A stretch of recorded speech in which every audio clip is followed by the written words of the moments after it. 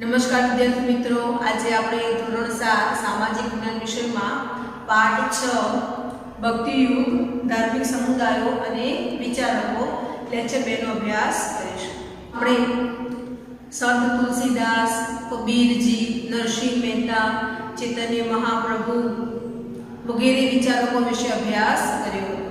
હવે જોઈએ આજના લેક્ચરમાં કે હિન્દુ પરંપરાના કેટલાક સંતો વિશે અને ત્યારબાદ આપણે સૂફી આંદોલનોની ચર્ચા કરીશું અને તેની લોકોના જીવન ઉપર શી અસર થઈ તે ચર્ચા કરીએ. ત્યારબાદ આપણે સ્વાધ્યાયની ચર્ચા કરીશું. તો ચાલો શરૂઆત કરીએ મીરાબાઈથી કે રાજપૂત રાજકુમારી મીરાબાઈ મેળતા રાજવીના પુત્રી હતા. તેના લગ્ન મેવાડના રાજપરિવારમાં થયા હતા. તે નાનપણથી જ કૃષ્ણ ભક્ત હતા. શ્રી કૃષ્ણને તે ગિરધર ગોપાલના રૂપમાં પૂજતા હતા. મીરાબાઈ એ એક ભક્ત કવિયત્રી હતા, જેમણે ગુજરાતી અને હિન્દી ભાષામાં પદોની રચના કરી છે. તેમણે રચેલા પદ નરસિંહ અને કબીરના પદોની જેમ જ લોકપ્રિય બન્યા છે. અખિલ બ્રહ્માંડમાં એક તું શ્રી હરિ, જુજવે રૂપે અનંત ભાષે. દેહમાં દેવ તું, તેજમાં તત્વ તું, શૂન્યમાં શબ્દ થઈ ભાષે. આ એમનું રચેલું પદ છે. અબડાને મોરી નિરાતબાઈ, શામળો ભરેણું મોર સાચું. મીરાબાઈ કે પ્રભુ ગિરધર નાગર, હરિને ચરણે જાવું, હરિને ચરણે જાચું રે પૂછ. મીરાબાઈ તે પ્રભુના જ ગુણ ગાતા હતા, પ્રભુની જ ભક્તિ કરતા હતા. અને એક પ્રસંગ પણ છે કે મીરાબાઈને જ્યારે ઝેરનો કટોરો એટલે કે દૂધમાં ઝેર ઢળવીને આપવામાં આવ્યું હતું, ત્યારે ઈશ્વરનું એટલે કૃષ્ણનું નામ લઈ અને એમને ઝેરનો કટોરો પીધો તો એ ઝેર પણ અમૃત બની ગયું હતું. એટલે તે આવા સાચા ભક્ત હતા અને સાચા હૃદયથી તેઓ ઈશ્વરની ભક્તિ કરતા હતા. તેમના જેવા જ સુરદાસ પણ એક સંત હતા. તેઓ વલ્લભાચાર્યના શિષ્ય હતા અને વ્રજમાં રહીને તેમણે પણ શ્રી કૃષ્ણના પદોની રચના કરી હતી. મહારાષ્ટ્રની જો વાત કરીએ તો મહારાષ્ટ્રમાં પણ ઘણા બધા સંતો થઈ ગયા, જેમણે ભક્તિ આંદોલનો ચલાવ્યા હતા. ઉત્તર ભારતની બરાબર સાથે ચાલતું હતું. પંઢરપુરનું વિઠોબા મંદિર તેનું મુખ્ય કેન્દ્ર હતું. એટલે મહારાષ્ટ્રમાં પણ પંઢરપુરમાં વિઠોબા મંદિર આ ભક્તિ આંદોલનનું કેન્દ્ર હતું. જ્ઞાનેશ્વર મહારાષ્ટ્રમાં એટલે જ્ઞાનેશ્વરે મહારાષ્ટ્રમાં ભક્તિ આંદોલનના શ્રી ગણેશ તરીકે શરૂઆત કરી હતી. ફક્ત 15 જ વર્ષની વયે તેમણે ભગવદ્ ગીતા ઉપરની ટીકા એટલે કે જ્ઞાનેશ્વરી લખી હતી. નામદેવ યુવાનીમાં અધર્મ માર્ગે વળ્યા હતા, પરંતુ સાચી વાત સમજાતા તેઓ પણ ધર્મના માર્ગે વળ્યા હતા. તેઓ મહારાષ્ટ્રના મહાન સંત ગણાય છે. કોણ? તો જ્ઞાનેશ્વર. એકનાથ પણ મહારાષ્ટ્રના મહાન સંત હતા. તેઓ ઉચ્ચ નીચના અને નાત જાતના ભેદભાવનો વિરોધ કરતા હતા. તેઓ સૌને સમાન માનતા હતા. તુકારામ મહારાષ્ટ્રના સંત કવિ હતા. તેમના રચેલા અભંગો ખૂબ જ જાણીતા છે. સમર્થ ગુરુ રામદાસ એ શિવાજીના ગુરુ હતા. તમે નામ સાંભળ્યું છે, છત્રપતિ શિવાજી. છત્રપતિ શિવાજીના ગુરુ કોણ હતા? તો રામદાસ એ શિવાજીના ગુરુ હતા. તેમણે પણ આધ્યાત્મિક અને સાંસારિક જીવનને જોડવાનો પ્રયાસ કર્યો હતો. લોકોને ઉપદેશ આપવા તેમણે દાસબોધ નામના ગ્રંથની રચના કરી હતી. હવે જોઈએ સૂફી આંદોલનો. આ બધા ભક્તિ આંદોલનો એ હિન્દુ ધર્મમાં થયા. હવે જોઈએ સૂફી આંદોલનો કે મધ્યકાળમાં ભારતમાં થયેલા ચળવળનો પણ સમાવેશ થાય છે. આ ધાર્મિક સામાજિક આંદોલને હિન્દુ મુસ્લિમ સમન્વયને જન્મ આપ્યો. એટલે આ આંદોલનોએ હિન્દુ મુસ્લિમ બંને સમાન છે એવી વિચારધારાને જન્મ આપ્યો. આમ પણ પ્રાચીન કાળથી જ ભારત વિભિન્ન સંસ્કૃતિઓનું મિલન સ્થળ રહ્યું છે. આપણે સૌ જાણીએ છીએ કે ભારતમાં વિભિન્ન એટલે કે અલગ અલગ સંસ્કૃતિઓ રહી છે. એટલે એનું મિલન સ્થળ છે ભારત, કે ભારતમાં કોઈ એક જ સંસ્કૃતિ નથી.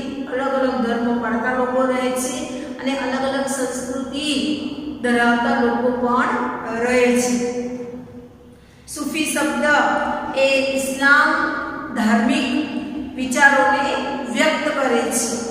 તેનો મુખ્ય મત ઈશ્વર અને મનુષ્ય વચ્ચે પ્રેમનો સંબંધ સ્થાપિત કરવાનો છે. સૂફી શબ્દનો અર્થ શું છે? તો સૂફી શબ્દનો અર્થ એ છે કે મનુષ્ય અને ઈશ્વર બંને વચ્ચે પ્રેમનો જે સંબંધ છે, સંબંધને સ્થાપિત કરવો એનો અર્થ થાય છે.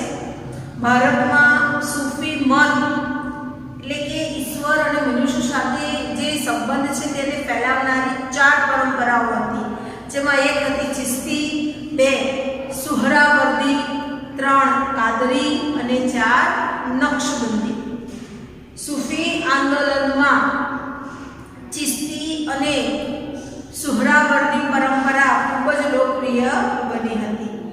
બગદાદના સિયાબુદ્દીન સુહરાવર્દીએ સુહરાવર્દી પરંપરાની સ્થાપના કરી હતી. અજમેરમાં મોઇનુદ્દીન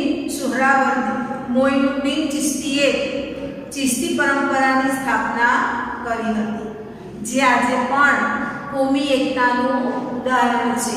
એટલે અલગ અલગ કોમ વચ્ચે એકતા છે એને કહેવાય કોમી એકતા. તો એ કોમી એકતાનું એક ઉદાહરણ છે. તેમના મૃત્યુ બાદ તેઓ એક સૂફી સંત તરીકે બહુ જ ખ્યાતિ પામ્યા હતા. મોઇનુદ્દીન ચિશ્તી સિવાય કુતબુદ્દીન બખ્તિયાર, બાબા ફરીદુદ્દીન ગંજ-એ-શકર, નિઝામુદ્દીન ઓલિયા, ખ્વાજા બકી બિલ્લા અને શેખ અહમદ સરહિંદી મુખ્ય હતા. દક્ષિણ ભારતમાં શેખ બુરહાનુદ્દીન ગરીબ એ લોકપ્રિય સંત હતા. અહીંયા તમને આપ્યું છે કે આપણે દરેક ધર્મ પ્રત્યે સમભાવ અને આદરભાવ શા માટે રાખવો જોઈએ? તો વિદ્યાર્થી મિત્રો, દરેક ધર્મ કેવા છે? તો બધા જ ધર્મ સમાન છે. એટલે આપણે બધાએ બધા જ ધર્મને આદર ભાવ કરવો જોઈએ અને બધા ધર્મને સરખું માન આપવું જોઈએ. અને આપણો ધર્મ જેટલો શ્રેષ્ઠ છે તેટલો અન્યનો પણ ધર્મ શ્રેષ્ઠ છે. આવા વિચાર એ બધામાં હોવા જોઈએ અને એટલે જ આપણે અન્યના ધર્મ પ્રત્યે પણ સમભાવ અને આદર કરવો જોઈએ.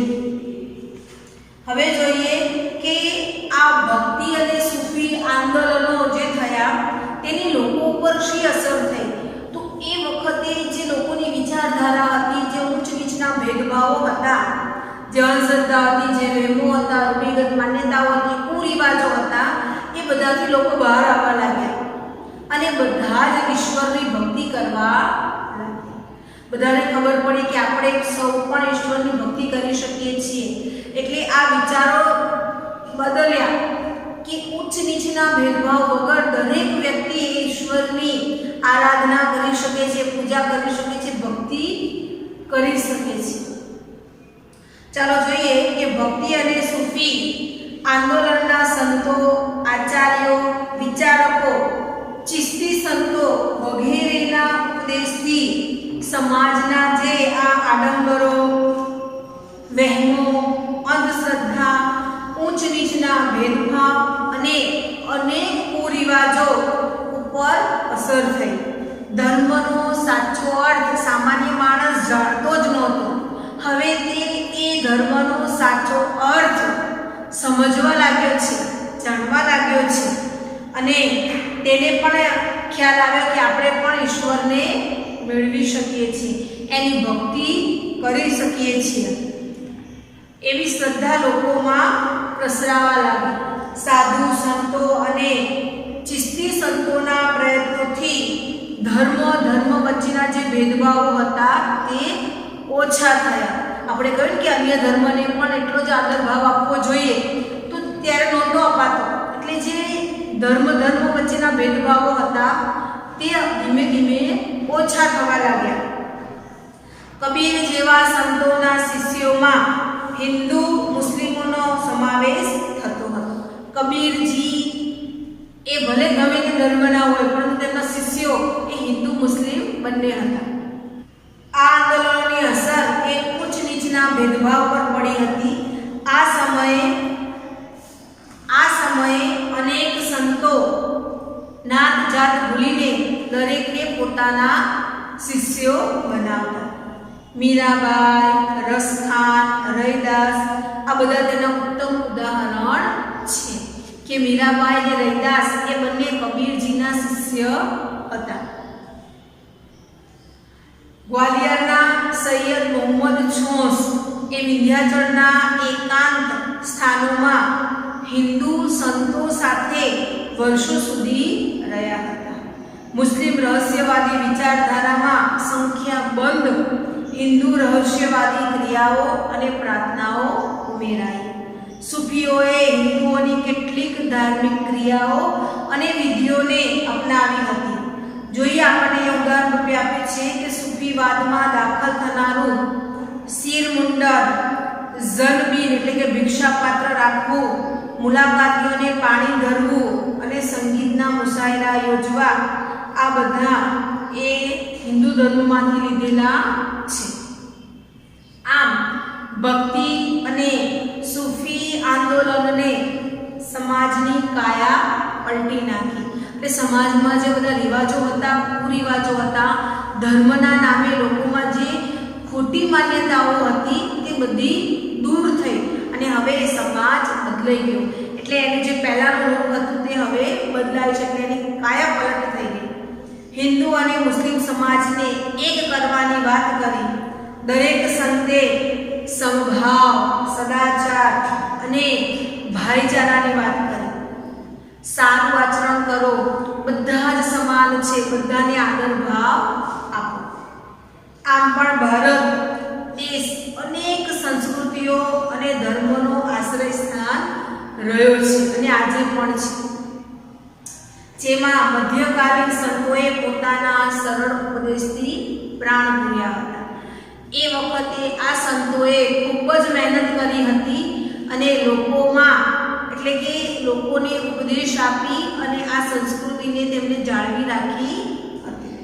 તો વિદ્યાર્થી મિત્રો, અહીંયા આપણો લેક્ચર પૂર્ણ થયો. આપણે આ લેક્ચરમાં સૂફી સંતોની ચર્ચા કરી. મીરાબાઈ, તુકારામ, જ્ઞાનેશ્વર, શિવાજીના ગુરુ રામદાસ વગેરે સંતોની ચર્ચા કરી. તો અહીંયા આપણે આ પાઠ પૂર્ણ કરીએ છીએ. ચાલો હવે આપણે સ્વાધ્યાય થોડી ચર્ચા કરીએ. પ્રશ્ન 1. દક્ષિણ ભારતમાં ધાર્મિક આંદોલનોનું નેતૃત્વ કયા સંતોએ લીધું હતું? તો જવાબ જોઈએ કે દક્ષિણ ભારતમાં ધાર્મિક આંદોલનોનું નેતૃત્વ શંકરાચાર્ય અને રામાનુજાચાર્ય જેવા સંતોએ લીધું હતું. પ્રશ્ન 2. બંગાળમાં હરિબોલનો મંત્ર કોણે ગુંજતો કર્યો હતો? તો જવાબ આવશે કે બંગાળમાં હરિબોલનો મંત્ર ચૈતન્ય મહાપ્રભુએ ગુંજતો કર્યો હતો. પ્રશ્ન 3. તુલસીદાસે કયા ગ્રંથોની રચના કરી હતી? તો તુલસીદાસે રામચરિતમાનસ અને વિનય પત્રિકા જેવા ગ્રંથોની રચના કરી હતી. ચોથો પ્રશ્ન. શીખોના પવિત્ર ગ્રંથ ગુરુ ગ્રંથ સાહિબમાં કયા સંતની કવિતાઓનો સમાવેશ કરેલ છે? તો જવાબ જોઈએ કે શીખોના પવિત્ર ગ્રંથ ગુરુ ગ્રંથ સાહિબમાં કબીરજીની કવિતાઓનો સમાવેશ કરેલ છે. પ્રશ્ન 5. ભારતમાં સૂફી મત ફેલાવનારા સૂફી સંત કોણ હતા? તો ભારતમાં સૂફી મત ફેલાવનારા સૂફી સંત મોઇનુદ્દીન ચિશ્તી હતા. હવે જોઈએ પ્રશ્ન 2. માંગ્યા મુજબ નીચેના પ્રશ્નોના ઉત્તર આપો. તો વિદ્યાર્થી મિત્રો, આ બધા જ પ્રશ્નો એ આપણે નોંધમાં લખાવ્યા છે, એટલે તમારે એ નોંધમાંથી જોઈને ફરી લખવાના છે. હવે જોઈએ પ્રશ્ન 3. અ નીચે આપેલા વિકલ્પોમાંથી સાચો વિકલ્પ શોધીને ઉત્તર લખો. પહેલું છે કે ગુરુ નાનક કઈ શાખાના સંત હતા? તો જવાબ આવશે સી નિર્ગુણ. બીજો પ્રશ્ન, જ્ઞાનેશ્વર ભગવદ્ ગીતા ઉપર લખેલ ટીકા કયા નામે ઓળખાય છે? તો જવાબ આવશે બી જ્ઞાનેશ્વરી. 3. મહારાષ્ટ્રના કયા સંતના અભંગો ખૂબ જાણીતા છે? તો જવાબ આવશે તુકારામ. 4. ભારતમાં સૂફી મત ફેલાવનાર કેટલી પરંપરાઓ હતી? તો જવાબ આવશે 4. હવે પ્રશ્ન 3નો બ મને ઓળખો. પહેલું છે મારા ગુરુ સમર્થ રામદાસ હતા. તો જવાબ આવશે શિવાજી. બીજું છે હું મહારાષ્ટ્રમાં ભક્તિ આંદોલનોનું મુખ્ય કેન્દ્ર હતું. તો જવાબ આવશે વિઠોબા મંદિર. અને ત્રીજું, અજમેરમાં ચિશ્તી પરંપરાની સ્થાપના કરનાર હું હતો. તો જવાબ આવશે મોઇનુદ્દીન ચિશ્તી. વિદ્યાર્થી મિત્રો, અહીંયા આપણો સ્વાધ્યાય પૂર્ણ થયો. જો તમને ચર્ચા કરેલ બાબતોમાં કે સ્વાધ્યાયમાં કંઈ પણ ખબર ન પડી હોય તો તમે પૂછી શકો છો. આપણે ફરી એની ચર્ચા કરીશું. તો અહીંયા આપણો લેક્ચર પૂર્ણ થયો. તમારે નોંધ અને સ્વાધ્યાય બંને ખૂબ સારા અક્ષર લખવાનું રહેશે. અસ્તુ.